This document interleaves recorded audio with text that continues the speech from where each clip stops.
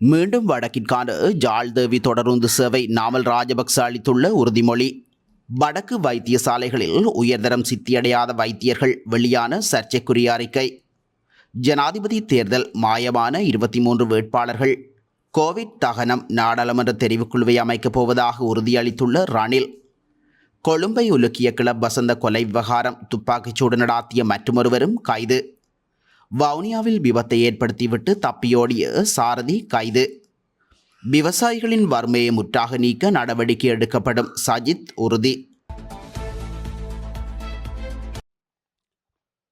தற்போதைய அரசு நிர்வாகத்தின் கீழ் செயற்திறனின்மை காரணமாக பல மாதங்களாக நிறுத்தப்பட்டுள்ள ஜாழ்தேவி தொடருந்து சேவைகளை தமது அரசாங்கத்தின் கீழ் மீள ஆரம்பிப்பதாக ஸ்ரீலங்கா பொதுஜன பெரமுனவின் ஜனாதிபதி வேட்பாளர் நாமல் ராஜபக்ச உறுதியளித்துள்ளார். 30 வருட கால யுத்தத்தை முடித்த பின்னர் வடக்கு மாகாணத்திற்கான தொடருந்து பாதைகளை ராஜபக்ச அரசாங்கம் வெற்றிகரமாக நிறுவியுள்ளதாக அவர் தெரிவித்துள்ளார். 30 வருட கால யுத்தத்தை முடித்துக்கொண்டு எமது அரசாங்கம் வடமாகாணத்திற்கான ஜாழ்தேவி தொடருந்து பாதைகளை வெற்றிகரமாக நிறுவியது. எனினும் தற்போதைய நிர்வாகத்தின் செயற்திறனின்மையால் இந்த சேவைகள் பல மாதங்களாக நிறுத்தப்பட்டுள்ளன. வடக்கு மாகாணத்திற்கான தொடருந்து சேவைகளை மீண்டும் தொடங்குவதற்கு உடனடியாக நடவடிக்கை எடுப்பதற்கு தமது அரசாங்கம் உறுதி பூண்டுள்ளதாக அவர் தெரிவித்துள்ளார். அத்துடன் மாத்தறை முதல் கதிர்காமம் வரையிலான 114 கிலோமீட்டர் நீளமான தொடருந்து பாதையை தாமதமின்றி விரைந்து முடிக்க நடவடிக்கை எடுப்பதாகவும் அவர் கூறியுள்ளார். வடக்கு மாகாணத்தில் காப்போத உயர்தர பரீட்சையில் சித்தியடையாதவர்கள் மருத்துவர்களாக கடமையாற்றி வருவதாக உயர்கல்வி இராஜாங்க அமைச்சர் சுரேன் ராகவன் தெரிவித்துள்ளார். குறித்த விடயத்தை கொழும்பில் இடம்பெற்ற ஊடக சந்திப்பில் கலந்து கொண்டு கருத்து தெரிவிக்கும் போதே அவர் குறிப்பிட்டுள்ளார். இது தொடர்பாக அவர் மேலும் தெரிவிக்கையில், வவுனியா மன்னார் வைத்தியசாலைகளில் கடமையாற்றும் வைத்தியர்கள் வெளிநாடுகளில் பட்டம் பெற்றவர்கள். அவர்கள் இலங்கையில் உயர்தர கல்வியில் சித்தியடையவில்லை. வடக்கு மாகாண சுகாதார திணைக்களத்திடம் தகவல் அறியும் சட்டம் மூலம் பெறப்பட்ட அறிக்கையை அடிப்படையாக வைத்து சமூக வலைத்தளங்களில் தகவல்கள் வெளியிடப்பட்டுள்ளன. வைத்தியர் ஒருவர் இலங்கை மருத்துவ சங்கத்தில் பதிவு செய்யப்பட்டிருக்க வேண்டும். அத்தோடு அவருக்கு அனுமதி கிடைத்திருக்க வேண்டும். அவர் எங்கு படித்தார் என்பது நமக்கு கவலை இல்லை. அவர் படித்த கல்லூரி சர்வதேச ரீதியில் அங்கீகாரம் பெற்றிருக்க வேண்டும். உயர்தரம் இருந்ததோ இல்லையோ என்பது இங்கே கேள்வியல்ல.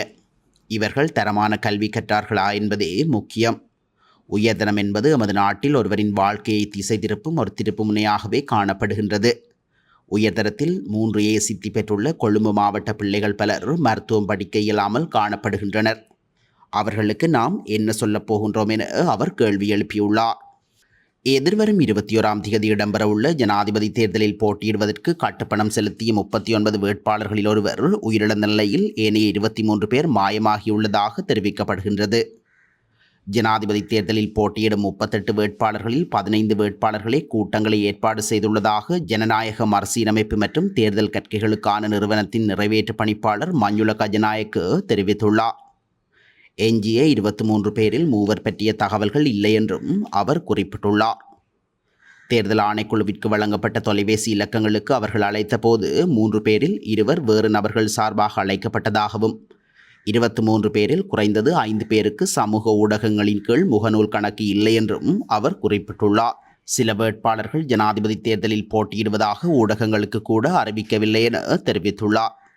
38 தேர்தல் வேட்பாளர்களின் புகைப்படங்களை தமது அமைப்பின் இணையதளத்தில் வெளியிட முயன்ற போது 15 பிரசாரகர்களை தவிர மற்ற 23 பேரிடம் அவற்றை பெற முடியவில்லை என்றும் அவர்கள் பேசக்கூட வரவில்லை என்றும் அவர் குறிப்பிட்டுள்ளார். கோவிட் பரவலின் போது முஸ்லிம்கள் மற்றும் ஏனைய மத குழுக்களின் தகனம் செய்வதற்கு பரிந்துரைத்தவர்களின் பொறுப்பு கூறல் தொடர்பில் ஆராய ஏனைய கட்சித் தலைவர்களுடன் கலந்தாலோசித்து நாடாளுமன்ற தெரிவுக்குழுவை நிறுவவுள்ளதாக ஜனாதிபதி ரணில் விக்ரமசிங்கே அறிவித்துள்ளார். ஜம்மீதுல் உலமாவுடன் இடம்பெற்ற சந்திப்பின் போது எழுப்பப்பட்ட கோரிக்கைக்கு பதிலளிக்கும் போதே ஜனாதிபதி இதனை தெரிவித்துள்ளார். கொழும்பு மாளிகாவத்தையில் உள்ள அமைப்பின் தலைமையகத்திற்கு சென்ற ஜனாதிபதி இந்த உறுதிமொழியை வழங்கியுள்ளார். அத்துடன் நாட்டின் பொருளாதார மீட்சி மற்றும் எதிர்கால திட்டங்கள் குறித்து முக்கியஸ்தர்களுக்கு விளக்கம் அளித்த ஜனாதிபதி ரணில் விக்ரமசிங்கே தனது வேலை திட்டத்தை தொடர்வதற்கான ஆணையை பெறுவதற்காக எதிர்வரும் ஜனாதிபதி தேர்தலில் போட்டியிடுவதாக தெரிவித்துள்ளார். மேலும் பாலஸ்தீன அரசு தொடர்பான இலங்கை அரசாங்கத்தின் நிலைப்பாட்டில் எந்த மாற்றமும் இல்லை என்றும் அதனை தொடர்ந்து ஆதரிப்பதாகவும் அவர் குறிப்பிட்டுள்ளார். தென் மாகாணத்தில் சுற்றுலா நோக்கங்களுக்காக நீண்டகால குத்தகைக்கு இஸ்ரேலியர்கள் நிலம் மற்றும் சிறிய ஹோட்டல்களை கையகப்படுத்துவது தொடர்பான முறைப்பாடுகள் குறித்து இதன்போது ஜனாதிபதியிடம் முறையிடப்பட்டது. இதற்கு பதிலளித்த ஜனாதிபதி ரணில் விக்ரமசிங்கே ஏதேனும் பாதிப்பு ஏற்பட்டால் உடனடியாக விசாரணை நடாத்தப்படும் என்றும் உறுதியளித்துள்ளார். கிளப் வசந்த என்ற சுரேந்திர வசந்த பெரேரா கொலையுடன் தொடர்புடைய 23வது துப்பாக்கிதாரி மற்றும் கார் சாரதியும் கைது செய்யப்பட்டுள்ளனர். பாணந்துறை பின்வத்தையில் வைத்து பாணந்துறை போலீசின் குற்றப்புலனாய்வு பிரிவினரால் இவர்கள் கைது செய்யப்பட்டுள்ளதாக தெரிவிக்கப்படுகின்றது. கடந்த ஜூலை 8ஆம் திகதி அதுரகிரியவில் உள்ள பச்சை குத்தும் நிலையம் ஒன்றின் திறப்பு விழாவில் வைத்து துப்பாக்கிதாரிகள் இருவரினால் மேற்கொள்ளப்பட்ட துப்பாக்கிச் சூட்டில் கிளப் வசந்த மற்றும் பிரபல பாடகி கே சுஜீவாவின் கணவரான நயனவாசுல ஆகிய இருவர் கொலை செய்யப்பட்டிருந்தனர். சம்பவத்தில் பாடகி கே சுஜீவா, கிளப் வசந்தவின் மனைவி உள்ளிட்ட மேலும் ஒரு பெண் மற்றும் ஆணொருவர் காயமடைந்து வைத்தியசாலையில் சிகிச்சை பெற்று வந்த நிலையில் வைத்தியசாலையிலிருந்து வெளியேறியுள்ளனர். இந்த சம்பவத்தை வெளிநாட்டிலிருந்து திட்டமிட்டுள்ளமை தெரிய வந்துள்ளதோடு கைது செய்யப்பட்டுள்ள பச்சை குத்தும் நிலைய உரிமையாளரும் உடந்தையாக இருந்துள்ளமை விசாரணைகளில் தெரிய வந்துள்ளது. இவ்வாறான பின்னணியில் சம்பவம் தொடர்பில் பல்வேறு கோணங்களில் போலீசார் மேலதிக விசாரணைகளை முன்னெடுத்துள்ளனர். வவுனியா நகரில் ஆபத்தான வகையில் காரை செலுத்தி தொடர்ச்சியான விபத்துக்களை ஏற்படுத்திய கார் சாரதி இளைஞர் குழுவொன்றினால் விரட்டி பிடிக்கப்பட்டு நைய புடைக்கப்பட்டு போலீசாரிடம் ஒப்படைக்கப்பட்டுள்ளார். குறித்த சம்பவம் நேற்று மாலை இடம்பெற்றுள்ளது. வவுனியா கூமாங்குளம் பகுதியில் இருந்து காரை செலுத்தி வந்த இளைஞர் ஒருவர் உக்குளாங்குளம் பகுதியில் விபத்து ஒன்றை ஏற்படுத்திவிட்டு நிறுத்தாமல் தப்பிச் சென்றுள்ளார். இதன்போது வைரவபுளியங்குளம் மற்றும் நகர பகுதியில் பயணித்துக் கொண்டிருந்த ஏனைய வாகனங்களுடனும் மோதி விபத்தினை ஏற்படுத்தியுள்ளார். இதனை அடுத்து குறித்த காரை இளைஞர்கள் சிலர் விரட்டிச் சென்றுள்ள நிலையில் அதிவேகமாக பயணித்த கார் பூந்தோட்டம் பெரியார்குளம் பகுதியில் வீதியின் கரையில் இருந்த மின்சார கம்பத்துடன் மோதி நின்றுள்ளது. இதனை அடுத்து காரின் சாரதியை மடக்கி பிடித்த இளைஞர்கள் அவரை நையப்புடைத்துள்ளதுடன் போலீசாரிடம் ஒப்படைத்துள்ளனர். விவசாயிகளுக்கு முழுமையான ஒத்துழைப்புகளை வழங்கி வறுமையை போக்குவதற்கான புதிய நடவடிக்கைகளை முன்னெடுப்போம் என எதிர்க்கட்சித் தலைவர் சஜித் பிரேமதாச தெரிவித்துள்ளார். 2024ஆம் ஆண்டு ஜனாதிபதி தேர்தலை முன்னிட்டு ஐக்கிய மக்கள் சக்தி ஏற்பாடு செய்த 23வது மக்கள் வெற்றி பேரணி வெள்ளவாய நகரில் எதிர்க்கட்சித் தலைவரின் தலைமையில் இடம்பெற்றுள்ளது.